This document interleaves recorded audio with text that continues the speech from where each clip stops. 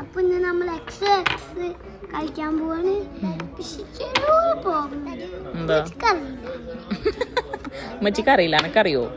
എനിക്കറിയാം. കളിച്ചോ. ഞങ്ങൾ പപ്പച്ചി താകായി.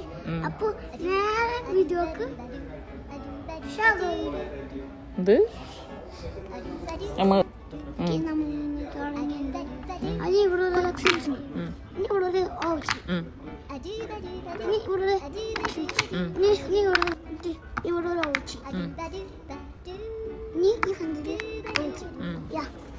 പിന്നെ ഹായ് മച്ചാമാരെ, സ്വാഗതം.